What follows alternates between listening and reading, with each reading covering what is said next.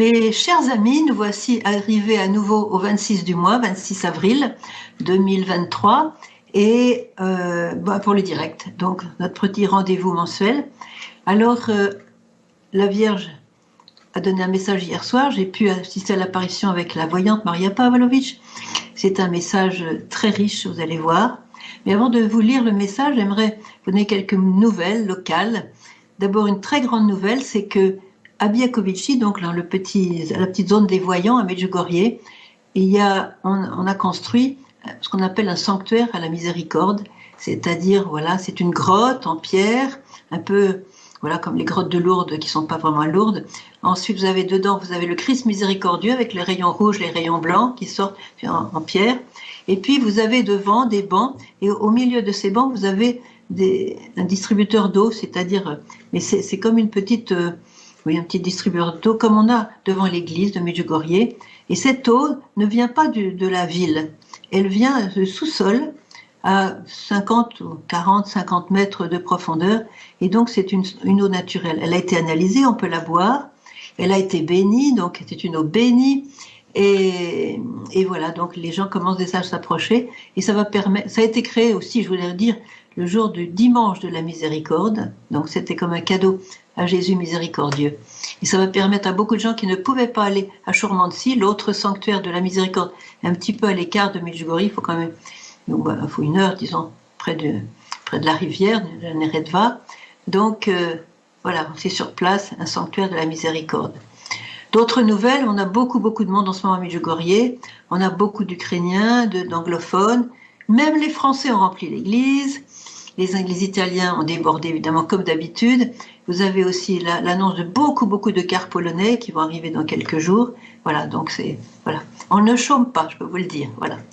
Ensuite, une très bonne nouvelle aussi, c'est qu'on a reçu plusieurs nouvelles, plusieurs personnes, un certain nombre de personnes ont, disons, établi dans leur paroisse, mis en place dans leur paroisse les 5 premiers samedis de Fatima, les 5 premiers samedis du mois que Marie a demandé explicitement à Fatima dans le but d'arrêter la guerre, dans le but d'arrêter les catastrophes naturelles. Voilà, donc, alors, comme elle a bien dit que Medjugorje était le prolongement de Fatima, et dans un des messages récents de Medjugorje, la Vierge nous a demandé encore de vivre les messages de Fatima. Alors, ces 5 premiers samedis, je vous recommande de les mettre en place aussi. Il suffit de bien lire ce que on vous a fait une vidéo d'ailleurs là-dessus. Donc prenez-la, vidéo sur les 5 premiers samedis de Fatima, et puis mettez en place même si c'est simplement quelques personnes, 3, 4, 5 personnes dans votre immeuble, dans votre paroisse, dans votre résidence, voilà. Faites ça. Vous êtes sûr de faire un très beau cadeau à la Sainte Vierge et donc à son fils. Ces deux-là sont toujours ensemble. Alors, une autre bonne nouvelle, c'est que le rosaire non-stop, le rosaire en boucle, 24 heures sur 24, marche bien, et il y a des gens tout le temps. Alors, si vous voulez, un jour vous êtes seul, vous avez une insomnie, par exemple, la nuit, bon, vous vous dites, allez, je vais prier un petit peu. Alors, au lieu d'être tout seul, dans votre chambre, vous prenez le rosaire, vous avez donc là le lien pour le trouver, et là aussi, vous faites très très plaisir à la Sainte Vierge, parce que nous nous unissons dans un même rosaire, non-stop, 24 heures sur 24. Alors voilà, je vous recommande. Bien, j'aurai d'autres nouvelles, mais on va les donner petit à petit comme ça. Je vais maintenant vous lire le message. Remplacez le mot enfant par votre propre prénom. C'est toujours comme ça qu'on écoute mieux le message. C'est une lettre personnelle que Marie nous envoie à chacun de nous. Chers enfants, je vous appelle tous à être porteurs de la paix et de la joie de Jésus ressuscité. Pour tous ceux qui sont loin de la prière, que l'amour de Jésus les transforme à travers vos vies pour une nouvelle vie de conversion et de sainteté. Merci d'avoir répondu à mon appel. Alors vous voyez que comme la dernière fois, la Vierge a donné un message très court, un message qui tient sur TikTok. Je crois qu'elle va se mettre vraiment à TikTok. Elle a compris que beaucoup de jeunes regardaient TikTok, donc elle va s'occuper des jeunes de cette manière. Et puis aussi une nouveauté par rapport à la dernière fois, c'est qu'elle a redit Medjugorje, elle a redit merci d'avoir répondu à mon appel. Alors ça, La dernière fois, elle ne l'avait pas dit parce que justement, on n'avait pas répondu à son appel. Elle donnait un message un petit peu dramatique sur que ce temps, aujourd'hui, cet enfant, que ce temps soit pour vous, chers enfants, le temps de la prière. Je pense que beaucoup ont commencé à prier, ont continué à prier grâce à ce message. Et là, elle a dit merci d'avoir répondu à mon appel. Donc, on va continuer à répondre à son appel. Alors, je vais essayer de vous donner un très humble commentaire. Dans ce message, elle nous appelle tous à être porteurs de la paix et de la joie, de Jésus ressuscité. Elle nous donne une responsabilité. Une responsabilité. Je vous rappelle ce message que Marthe Robin, une grande mystique française, a reçu du Seigneur lui-même, que si tous les baptisés vivaient leur foi, le monde serait converti en une année. Vous voyez la responsabilité des chrétiens, de ceux qui sont baptisés. Alors, nous avons là des mots-clés. D'abord, d'être porteur. Porteur, je connais quelqu'un qui était porteur de la joie et de la paix du Christ ressuscité. C'est celui dont on a parlé beaucoup dans les textes de jour de la messe ces temps-ci, c'est Étienne. Étienne, qui pourtant était condamné à mort par tous ceux qui l'attaquaient avec des faux témoignages, Étienne, ils ont vu que son visage ressemblait à un ange. Comment il a fait? Comment il a fait pour être porteur de paix et de joie alors qu'il était en train de se faire lapider? Tout simplement parce qu'il était imbibé du Christ. Voilà, il était imbibé du Christ, il était avec lui, il était en lui, comme Jésus dit, celui qui demeure en moi, je demeure en lui, voilà, la vie éternelle. Il était avec Jésus, il était complètement avec Jésus, ressuscité. Alors, cette joie de Jésus ressuscité, ça s'explique, parce que si Jésus est ressuscité, moi aussi je suis ressuscité. Moi aussi je suis, je dirais entre guillemets, abonné à la vie éternelle, une vie éternelle de joie, de paix, d'un amour incommensurable, d'union avec Dieu, d'union avec mes frères et sœurs qui sont aussi au ciel avec moi. On va danser, on va chanter, et pour l'éternité. Vous voyez, on aura ce grand désir d'amour et tout de suite comblé. Jésus l'explique à Sainte Catherine de Sienne. C'est un désir infini d'amour et tout de suite comblé. Il n'y a pas de plus grande joie que cela. Voilà. Et Jésus l'a dit, votre joie, donc si on est avec lui, si on vit ses commandements, si on est avec lui, votre joie, nul ne pourra vous la ravir. Un jour, j'ai fait une expérience, c'est un petit peu une confidence que je vous fais, c'est pas la peine de la publier trop fort. J'étais sur mon computer, en train de travailler comme ça. Et d'un seul coup, j'ai été saisie d'une joie, mais incroyable. Une joie extraordinaire. J'étais soulevée par la joie. Et je me suis dit, et puis ça a duré quelques minutes après, je suis redevenue normale. Voilà. Et je me suis dit, je ne sais pas pourquoi le Seigneur m'a fait ça. Peut-être pour me faire comprendre que quand on a cette joie infinie qui nous vient du ciel, on est prêt à tout. On n'a peur de rien, on est prêt à tout, même au martyr. Vous voyez? La petite Jacinta, par exemple. La petite Jacinta, elle avait 8-9 ans quand elle est morte de la grippe espagnole. Et elle était tellement heureuse avec Jésus et avec Marie. Elle avait cette joie surnaturelle. La joie, entre parenthèses, la joie n'est pas un sentiment. C'est un don de l'esprit. Parce que la joie, sentiment, on a une bonne nouvelle, on est bon. C'est bien, mais ça passe. Tandis que la joie de l'esprit, c'est un don de Dieu qu'il nous faut cultiver, bien sûr, mais qui est extraordinaire. Alors je me suis dit peut-être que Jésus voulait envoyer cette joie à quelqu'un qui était très très triste, quelqu'un qui était très blessé. Peut-être qu'il s'est trompé d'adresse et il me l'a envoyé à moi. Je n'ai jamais su pourquoi il me l'avait envoyé, mais j'ai quand même retenu le message, c'est que quand on a cette joie de Dieu, on n'a peur de rien. On n'a peur de rien, on est soulevé. J'ai une autre expérience de la joie, c'est quand j'ai découvert la petite Mariam de Bethléem. J'étais à ce moment-là à Nazareth et j'ai eu la chance de rencontrer un prêtre qui étaient donc les pères de Bétharab, qui étaient les pères spirituels des Carmélites. Et il connaissait par cœur la vie de Mariam, parce que ses confrères l'avaient connue, etc. Donc il m'a raconté, il était dans son lit, il souffrait, il était malade, dans cet hôpital de Nazareth, il m'a raconté toute sa vie. Quand j'ai entendu cette vie, mais ça a été comme une effusion du Saint-Esprit, à tel point que quand je suis sortie de l'hôpital, je sautais dans la rue, on a dû me prendre pour une folle, hein, mais bon, on pouvait penser ce qu'il voulait. Moi, j'étais contente, voilà, j'étais contente. C'est pour ça que j'ai fait ce livre, c'est pour ça, tiens, je l'ai là aussi. J'ai fait ce livre, vous voyez, de la petite Mariam, là, voilà, je sais pas si ça se voit, en tout cas, et parce que bon, la joie de Dieu soulève la personne, et on est fait pour cette joie. Donc, la Vierge nous demande d'être porteur. Pour être porteur, il faut être imbibé de la personne. Il faut être habité par la personne. Et à ce moment-là, on est tellement heureux qu'on est prêt à annoncer l'Évangile. Cette joie, d'être porteur de la paix, de la joie, on ne peut pas se taire, comme les apôtres disent, on ne peut pas se taire de ce que nous avons vu et entendu. Nous n'avons rien vu et entendu parce qu'on n'a pas ces charismes-là, bon, mais on a vu et entendu par le cœur, par la foi, voyez. Alors la Vierge nous invite à être porteurs de la paix et de la joie, de Jésus ressuscité. Ça veut dire qu'on a le ticket, voilà, excusez-moi, c'est pas le bon vocabulaire, on a le ticket pour le ciel. On a la joie de Jésus ressuscité. Il a vaincu la mort, il a vaincu mon péché, il a vaincu l'enfer, il a vaincu Satan, il a vaincu la tristesse, il a vaincu la mort, il a tout vaincu, il est ressuscité. Et qu'est-ce qu'il me dit en sortant du tombeau, quand il a rencontré les femmes? Bon, il a rencontré, je pense, sa mère en premier durant la nuit, hein, mais voilà, il rencontre les femmes, premier mot. Shalom lach, shalom lechem. Ça veut dire la paix soit avec toi. Et cette paix, c'est pas la tranquillité humaine, j'ai souvent expliqué, ça comble le cœur.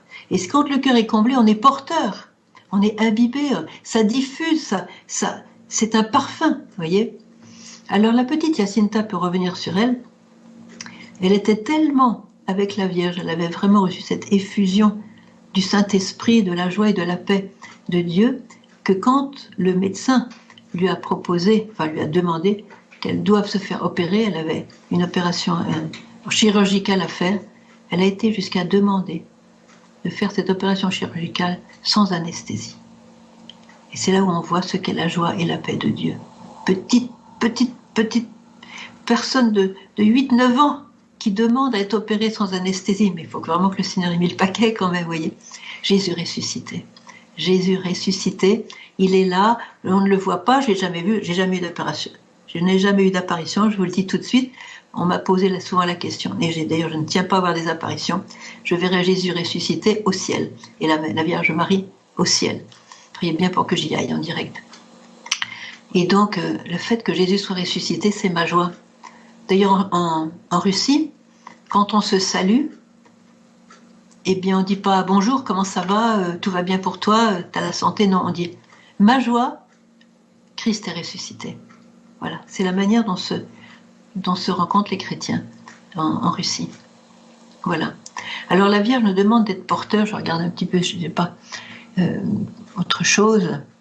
Oui, porteur de la paix et de la joie ressuscitée pour tous ceux qui sont loin de la prière. Je pense à un grand saint du Liban qui s'appelle Saint Charbel, que certainement vous avez connu. Vous avez certainement vu sa photo, ne serait-ce qu'à Medjugorje. Donc Saint Charbel était tellement imbibé de la joie et de la paix du Christ et de l'amour du Christ, la miséricorde du Christ, que quand il est mort, il a été donc mis dans un tombeau, et bien même mort, son tombeau suintait une substance, une sorte d'huile particulière, et cette huile était pour guérir les malades. Alors, ça a duré pendant des mois et des mois, il y avait l'huile qui venait tout le temps, il la recueillait. Après, ils se sont dit, il faudrait quand même qu'on ferme mieux le tombeau. Ils ont mis un tombeau en métal, et bien l'huile traversait le métal. C'est quelqu'un qui est tellement porteur, il portait la miséricorde, la guérison, la libération à tous ceux qui venaient prier donc dans son sanctuaire. Vous voyez, quand on est avec Jésus, il n'y a rien qui résiste, il n'y a rien qui résiste. Alors, elle nous demande, la Vierge Marie, d'être porteur dans un but bien précis, parce que, comme vous le savez, elle pleure pour tous ceux qui ne connaissent pas l'amour de Dieu. Et là, elle nous demande d'être porteur, elle cible aujourd'hui quelque chose pour tous ceux qui sont loin de la prière. Ceux qui sont loin de la prière, ils sont loin de Dieu. C'est par la prière que Dieu vient nous habiter, qui vient demeurer en nous. C'est un goutte à goutte de paix, un goutte à goutte d'amour, un goutte à goutte de lumière, voyez, dans la prière. Et la prière est une grâce surnaturelle. On se met en position de prier, on s'ouvre, on se rend disponible. Et c'est Dieu qui vient nous donner la prière par son Esprit Saint. Et c'est pour ça que la prière nous transforme. La prière nous change. La prière nous fait que petit à petit nous ressemblons à Jésus, à Marie, au Père aussi, vous voyez. C'est le don de la prière. Et ceux qui sont loin de la prière sont loin de toutes ces richesses-là. Alors peut-être que ceux-là n'ont pas été avertis, donc c'est par ignorance. C'est pour ça qu'il faut être porteur, pour les faire sortir de l'ignorance, qui est un témoignage, vous voyez. Quand Myriana était à Sarajevo, elle était donc en train de faire ses études, et elle était au milieu de jeunes communistes. Et comment certains jeunes communistes se sont convertis? Elle n'a rien dit de ces apparitions. Elle n'a pas parlé. Simplement, elle rayonnait de joie et de paix. Et là, ils lui ont demandé, comment tu fais pour rayonner de paix alors que tout va mal? Tout le monde a des épreuves. Comment tu fais pour... D'où elle vient cette paix? Comment tu fais pour l'avoir? Tu fais du yoga, de la méditation transcendantale? Non, dit-elle, non, non, non, non. Cette paix c'est pas moi qui la fabrique. Elle me vient de Dieu. C'est Dieu qui me la donne. Quoi? C'est Dieu qui te donne cette paix? Mais qui c'est ton Dieu? C'est quoi ton Dieu? Elle va les inviter à prier dans une église. Et beaucoup se sont convertis. Pas un seul mot, pas une seule mention de les apparitions. Non, son visage rayonnait la paix et la joie. Et pourtant, c'était très difficile parce qu'elle devait aller à la police tous les jours, elle était menacée à cause du régime communiste à ce moment-là, vous voyez. Donc, c'était pas... Tout allait mal pour elle, vous voyez. Et c'était la persécution. Et bien, cette paix, cette joie, elle venait d'en haut, par la prière, vous voyez, tout simplement par la prière. Alors, on décidait tous de prier davantage, vous voyez, et pour devenir porteur de la paix et de la joie de Jésus ressuscité. Padre Pio aussi, lui, alors, lui, bon, c'était un grand mystique, tout le monde n'est pas appelé à vivre ce qu'il vivait, mais par exemple, il était tellement imbibé de Jésus, il offrait toutes ses souffrances à Jésus, il était tellement imbibé du Seigneur qu'il avait les stigmates, et le sang qui coulait de ces stigmates sentait la rose. Ça sentait la rose, voyez. D'ailleurs, la petite Jacinta aussi, quand elle est morte dans ce grand hôpital de Lisbonne, pendant 1 an, cette grande salle, c'est une salle commune, vous savez, à l'époque, c'était très pauvre, et bien, pendant 1 an, dans cette grande salle, eh bien, cette salle sentait un parfum de rose. Voilà. Parce que même morte et enterrée, eh bien, là, elle était au ciel, eh bien, elle continuait à toucher ceux qui venaient, continuait à toucher de la paix et de la joie du Christ ressuscité par ce parfum de rose, voyez. Alors, pourquoi la Vierge nous demande-t-elle d'être porteur de la paix, de la joie, etc., pour ceux qui sont à la prière? Que l'amour de Jésus les transforme à travers vos vies, pour une nouvelle vie de conversion et de sainteté. Alors cette nouvelle vie, alors on va d'abord parler de la transformation. Qui transforme un cœur? Combien de fois j'ai vu des parents se plaindre et me dire, écoute, Sœur Emmanuelle, vraiment c'est très dur à la maison, notre fils, notre fille ne nous écoute pas, il ne nous parle plus, pourtant on l'a enlevé un peu dans la religion, mais voilà, il ne nous écoute pas. Je demande toujours, mais est-ce que vous rayonnez de la paix de Dieu? Et là, il me regarde d'un air étonné, qu'est-ce qu'elle me raconte là-bas? Oui, parce que qu'est-ce qui change un cœur? C'est pas les paroles. C'est pas les paroles, c'est l'exemple. Et combien de fois Myriana l'a dit? C'est l'exemple, c'est l'exemple de quelqu'un qui est dans la paix et de la joie, c'est irrésistible. Tout le monde désire la paix et la joie, on est fait pour ça. On est fait éternellement pour ça.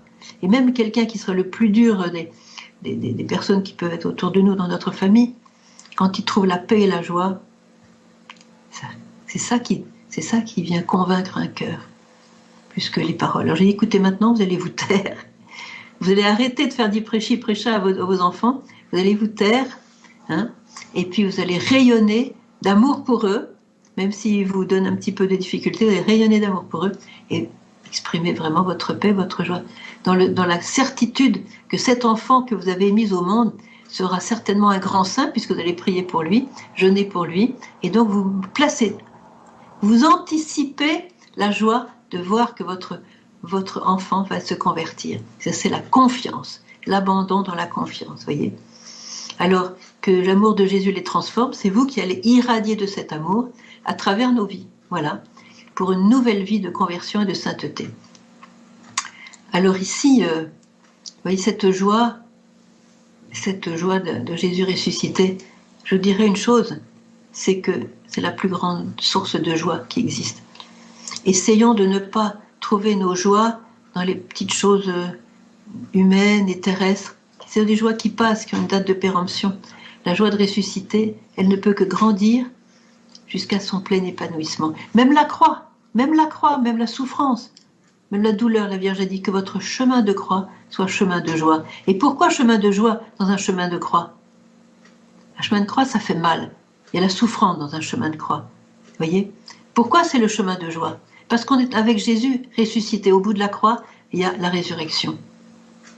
Et l'union de nos souffrances à Jésus fait que nous avons la joie de Jésus. Parce que lui, il était heureux de souffrir pour nous, parce qu'il ne voyait pas tant les blessures, il voyait justement notre résurrection, il voyait notre salut. Ce qui a fait la joie de Jésus et la possibilité de Jésus de continuer son chemin alors qu'à chaque étape, c'était une torture indicible. Pourquoi est-ce qu'il a continué? Pourquoi il ne s'est pas arrêté? Pourquoi il n'a pas appelé des légions d'anges pour le sortir de ce pétrin? Pourquoi? Parce qu'il avait la joie de nous sauver. Et l'idée de nous sauver était tellement plus forte que toutes ces tortures, voyez. Et quelqu'un qui offre ses souffrances au Seigneur, c'est ça qui se passe. Petit à petit, ça ne vient pas en 24 heures, attention. Hein. Mais j'ai connu des gens qui étaient rayonnants de joie simplement parce que dans la souffrance, ils étaient avec Jésus. Ils donnaient à Jésus leurs souffrances, leurs blessures, leurs douleurs. Ils savaient que ce don donné à Jésus allait convertir beaucoup de personnes. On a l'exemple probant de Vitska, beaucoup d'entre vous l'ont connu. Vitska, encore en ce moment, est très malade. Moi, je ne l'ai pas vue depuis 3 ans, pour vous dire, et pourtant, elle m'a dit, viens chez moi. Je n'ai pas pu la voir depuis 3 ans. Comment se fait-il qu'elle soit si joyeuse et qu'elle rayonne d'une joie surnaturelle, vraiment, voyez? Comment ça se fait? Parce qu'il y a Jésus dans son cœur. Elle est complètement avec Jésus. Elle est avec Jésus sur la croix. Elle est avec Jésus sur la croix et elle rayonne de joie. Ça, c'est le grand mystère chrétien, le sens de la souffrance co-rédemptrice, voyez. Donc, l'amour de Jésus les transforme. Je voudrais dire un petit témoignage que j'ai trouvé dans la vie de Mariam. Ça concerne l'amertume, donc l'anti-joie. Vous voyez, la tristesse, l'amertume. C'est l'histoire d'une religieuse qui faisait partie d'une famille très riche. Elle a voulu rentrer au couvent et elle possédait donc de grands biens. Et puis, elle briguait le poste de supérieur. Je ne sais pas comment elle pouvait briguer un tel poste, parce que moi, ce serait un truc que je ne briguerais pas du tout. Parce qu'après, je ne vous dis pas. Donc, elle avait brigué dans toute son ambition d'être la supérieure de ce couvent. Et puis, quand les sœurs ont voté, elle n'a pas été élue. Elle a été tellement amère de cet échec, qu'elle a vu comme un échec, qu'elle s'est dit, la communauté en question était très pauvre. Eh bien, elle a destiné tous ses biens à sa famille qui était déjà très riche, parce que, pour se venger de la communauté qui n'avait pas voté pour elle. Résultat, elle a vécu pendant toute sa vie de religieuse avec cette amertume. Je ne sais pas comment elle a fait pour aller communier tous les jours avec cette amertume, en tout cas, voilà. Elle avait cette amertume, et eh bien, elle s'est retrouvée au fond du purgatoire. Parce que le Seigneur lui destinait une grande joie, une grande paix pour sa vie de religieuse. Et elle s'est agrippée à son amertume, à sa vengeance. Voilà. Et du coup, ben voilà, elle s'est retrouvée au purgatoire alors qu'elle a pu aller tout droit au ciel, vous voyez. Donc c'est dans le petit livre de moi. Voilà. La Vierge a dit dans la prière, chers enfants, vous trouverez la plus grande joie. Justement, cette union avec le Seigneur. Donc pour une nouvelle vie de conversion et de sainteté. Une nouvelle vie est donnée par le baptême. Une nouvelle vie est donnée par le baptême. Alors je vous invite à prendre très très au sérieux votre baptême. Je vous donne un exemple. Le baptême, c'est une intervention de Dieu qui fait qu'on devient enfant de Dieu. Jésus devient mon frère. Je suis dans la famille. Tout ce qui est à Dieu est à moi. Je fais partie de la famille. Je suis enfant de Dieu. Toutes les richesses de Dieu sont à moi. Elles m'appartiennent. Comme dit le père de l'enfant prodigue, mais tout ce qui est à moi est à toi. Tu t'es pas rendu compte que tout ce qui est à moi est à toi? Mais réjouis-toi. Je suis très riche. Prends tout. Tout est à toi. C'est pour toi, je t'aime. Tout est à toi. C'est ça le baptême. On est enfant de Dieu, du coup, tout ce qui est à Dieu est à nous. Jésus est mon frère. Le Saint-Esprit est mon esprit. Le Père est mon Père. Il est large. Voyez? Alors, le Seigneur nous invite à vivre notre baptême. Et je vous invite encore peut-être aujourd'hui à relire les promesses du baptême. Je vais vous lire maintenant, parce que comme ça, si vous ne les avez pas, vous les aurez. Il y a plusieurs formules, je vais prendre la plus courte, mais il y en a une qui est même un peu plus belle encore, mais bon. Pour vivre dans la liberté des enfants de Dieu, rejetez-vous le péché. Rejetez-vous le péché. Oui, je rejette. Pour échapper à l'emprise du péché, rejetez-vous ce qui conduit au mal. Oui, je le rejette. Pour suivre Jésus le Christ, rejetez-vous Satan, qui est l'auteur du péché. Oui, je le rejette. Alors, voilà. Telle est la foi de l'Église que nous sommes fiers de proclamer dans le Christ Jésus notre Seigneur. Voilà. J'ai l'exemple d'un enfant qui, un très petit enfant, un bébé pratiquement, un nouveau-né, oui, il est très très malade. Il était pour mourir. Et ses parents se sont dépêchés de le baptiser. Eh bien, figurez-vous que quand il a été baptisé, il a été guéri par le sacrement du baptême. Ouais, c'était une vie nouvelle qui a coulé en lui. Bon, c'est pas automatique, hein. C'est pas parce que il a. Je ne veux pas faire un cas général, mais un cas particulier qui est très intéressant. C'est une grande erreur de la part des parents d'attendre que l'enfant soit majeur et vacciné pour lui faire le choix de sa religion, de son. Est-ce qu'il doit être baptisé, pas baptisé? Et toutes ces années où il aurait pu être enfant de Dieu, béni par Dieu, visité par Dieu, conduit par Dieu, toutes les grâces qui sont attachées au baptême, ils en ont été privés parce que on attendait la conscience. Voilà, c'est un peu une mode, ça. C'est malheureusement, c'est pas génial. Voilà. Je voudrais simplement redire que la conversion et la sainteté, une nouvelle vie de conversion et de sainteté. La conversion, comme vous le savez, il s'agit de revenir. Nous sommes tous pécheurs. Mais n'oubliez pas que le ciel est rempli de pécheurs. Mais des pécheurs comment? Qui sont revenus, qui se sont repentis. Est-ce que vous savez comment on fait pour aller en enfer? C'est pas que je donne un conseil. Hein. Comment on fait pour aller en enfer? Eh bien, on empêche Dieu de nous faire miséricorde. Quand on s'obstine dans le péché, quand on dit non, je ne veux pas me repentir, je ne veux pas changer, je ne veux pas de la miséricorde, je veux continuer dans mon péché. Et là, on se coupe de Dieu parce que Jésus ne peut pas forcer quelqu'un. Je me souviens d'un passage de Sœur Faustine où Jésus lui parlait.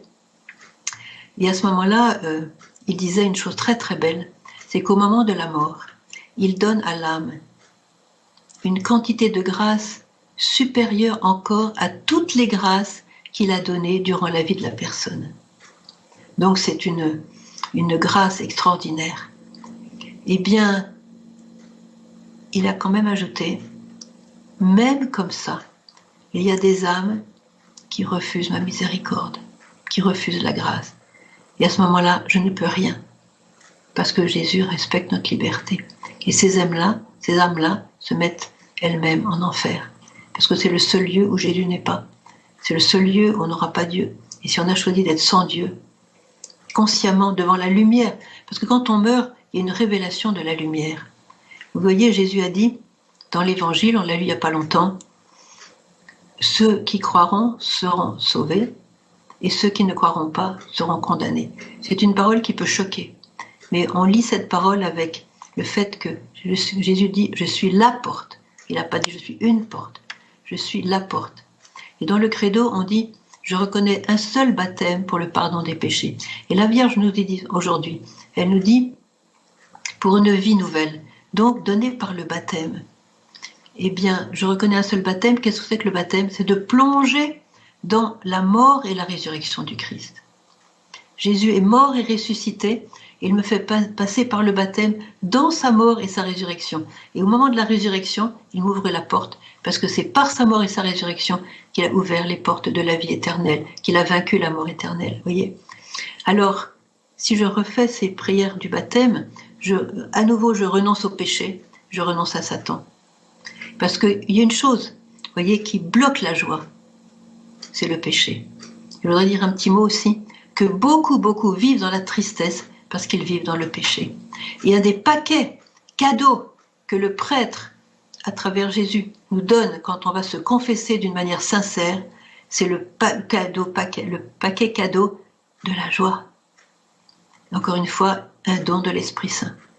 On devrait toujours sortir du confessionnal ou d'une confession avec la joie au cœur, parce que c'est le péché qui nous rend tristes. Vous voyez, quand la Vierge est apparue dans ce chant-là, où elle a demandé que même les gens du village pouvaient venir la toucher, ils ont fait des taches sur sa robe. Et elle a expliqué, ces taches sont les péchés de ceux qui me touchent. Et c'est là qu'elle a donné ce message, je vous invite à vous confesser au moins une fois par mois, parce qu'avec le péché, on ne peut pas avoir la joie, on ne peut pas avoir la paix, on ne peut pas être heureux. Et chaque péché a sa dose de tristesse. Vous voyez, chaque péché a sa dose de tristesse. Comme dit la parole de Dieu, le salaire du péché, c'est la mort. Donc à chaque péché, il y a une petite dose de mort, on dit petite, plus ou moins grande évidemment. Il y a les péchés vénials, il y a les péchés mortels, mais chaque péché porte sa dose de mort, de tristesse, de maladie, de mal. Et c'est pour ça qu'à chaque confession, notre joie surnaturelle est restaurée, parce qu'on abandonne le péché. On décide de ne plus pécher. On restera pécheur parce que bon, on est comme ça. On tombe facilement. Mais ce qui permet à Dieu de faire la fête, c'est justement quand on vient revenir vers lui et se repentir avec sincérité, voyez. Et là, à chaque fois que je reviens vers lui pour me repentir, donc pour revenir, comme il y a, voilà, pour revenir, la conversion, c'est le retour. Chaque fois que je me convertis pour choisir Dieu à nouveau, eh bien, c'est une dose de joie qui m'est donnée. Quant à la sainteté, la Vierge nous demande aussi de témoigner par notre vie pour que ceux qui n'ont pas encore la prière puissent vraiment, à travers nous, eh bien, choisir la sainteté. La sainteté, c'est tout simplement l'amour, et l'amour divin. Et on est fait par l'amour. On est fait par l'amour, on est créé par l'amour, et on est fait pour l'amour. Et la sainteté, c'est de choisir, en toutes circonstances, de choisir l'amour divin. Aimez-vous les uns les autres. Voilà. La charité couvre une multitude de péchés, on l'a déjà expliqué. La charité couvre une multitude de péchés. Et si on a la charité, si on a l'amour divin, je ne parle pas de l'amour d'instinct, l'amour d'attraction, qui est un amour humain qui passe aussi, il passe comme il arrive, mais l'amour divin, c'est cela qui nous met au ciel. C'est cela qui nous met au ciel. Et la Vierge nous demande d'être porteurs de sa joie, de sa paix, pour que par notre vie, par notre témoignage, notre évangélisation par notre vie, nous puissions laisser Jésus transformer nos frères qui sont loin de la prière, et puis qu'ils puissent vraiment s'approcher de cet amour, de cette conversion, et de cette sainteté, parce que nous sommes tous appelés à la sainteté. Alors on peut prendre cette décision de travailler en commun accord avec la Vierge, qui nous appelle à la sainteté, qui nous donne tous les moyens de devenir saints. Choisir l'amour, choisir la joie, choisir le pardon, choisir la lumière, choisir Jésus son Fils. Parce que c'est elle qui nous met dans l'étreinte de son Fils Jésus. Et ça, c'est le ciel. L'étreinte de son Fils Jésus, c'est le ciel. Et c'est ce que je souhaite à chacun de vous, aujourd'hui, par ce message.